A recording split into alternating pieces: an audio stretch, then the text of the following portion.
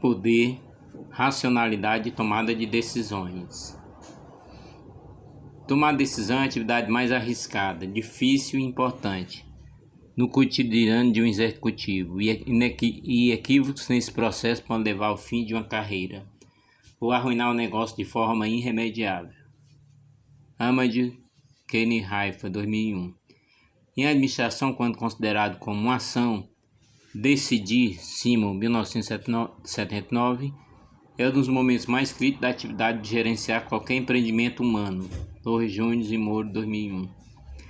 Assim, o estudo de processo de tomada de decisão está intrinsecamente relacionado às atividades administrativas, pois em boa medida essas são em si os mesmos processos decisórios. Pereira, Robles e Motter, 2010. Portanto, a habilidade de tomar decisão é requerida em qualquer função de gestão. Bike, 2012. Segundo a teoria baseada na racionalidade limitada, o processo decisório passa por etapas tais como identificação da situação, entendimento dos objetivos, identificação das possíveis opções e escolha da melhor, implementação e análise da decisão. Klemer, 1996. O processo decisório, bem como sua análise, requer mais do que a simples utilização de informações. Implica, em muitos casos, na mudança da própria concepção de mundo.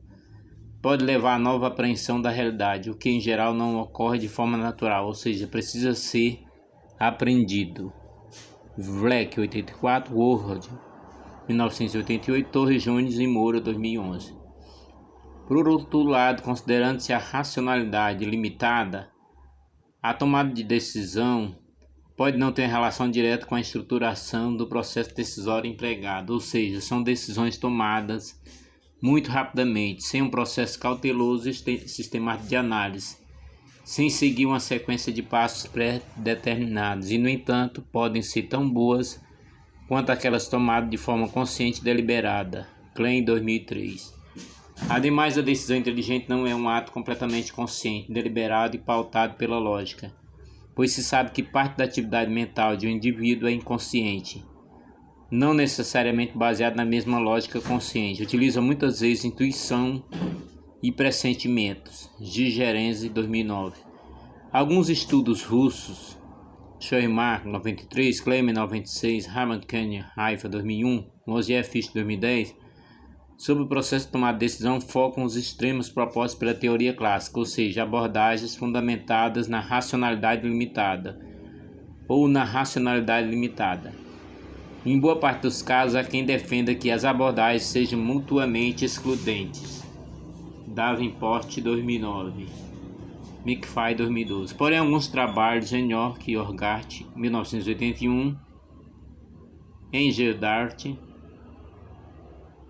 Zebarak, 1992, Bell, Haifa, Jessica, 95, Esler, 97, Jacobs e Russo, 2011, apresentam uma possível conciliação e trânsito entre os extremos e retratam que, ao invés de uma dicotomia, pode haver uma complementariedade, de modo que as decisões são tomadas com base em ambas as abordagens. O objetivo da presente pesquisa foi investigar, no âmbito de empresas de pequeno porte, EPP, a existência de elementos que evidenciam a abordagem utilizada durante o processo de tomada de decisão em nível estratégico, ou seja, se existe na dinâmica dos administradores a prevalência de abordagem baseada na racionalidade ou na intuição. Para tanto, foi estruturado em 5 sessões, além dessa introdução: tomada de decisão estratégica na empresa de pequeno porte, abordagem decisória, método, análise dos resultados, considerações finais. Decisões estratégicas nas empresas. As decisões podem ser classificadas ou subdivididas de diversas formas, em Prusson, Katchman, 2011. Todavia, Simon, 1979, já preconizava que no âmbito organizacional as decisões podem ser programadas ou rotineiras, conforme os procedimentos e normas pré-definidas para sua execução, e podem ocorrer de forma não programada.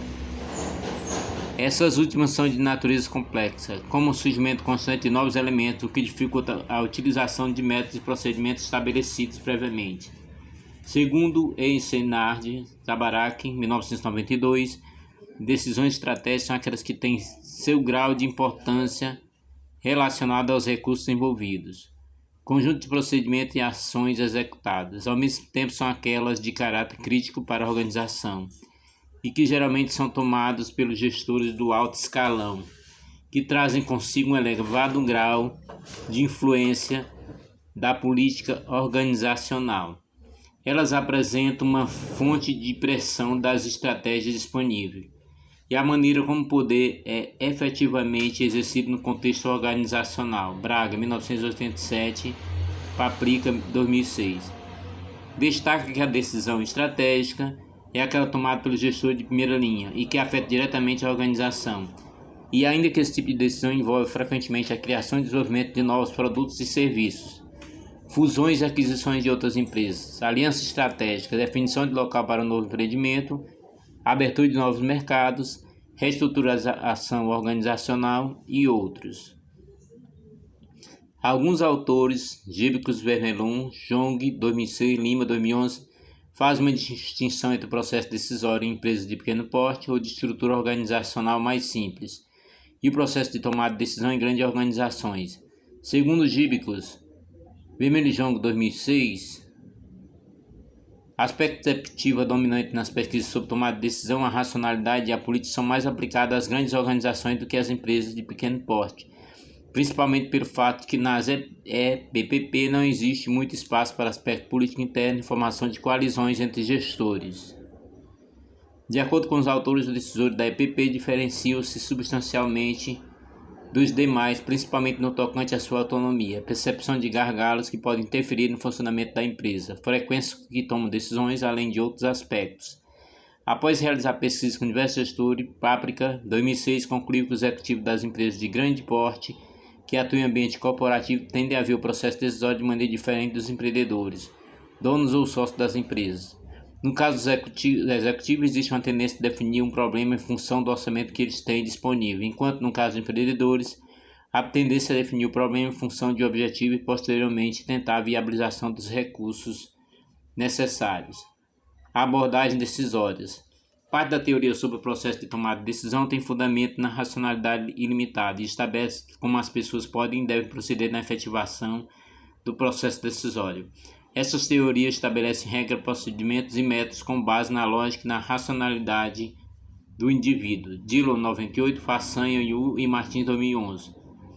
Podem ter utilidade na construção de teoria descritiva e facilitar na compreensão do comportamento da construção do raciocínio e de outras áreas do processo de cognição. Gould, Coleman e Pulford, 2011.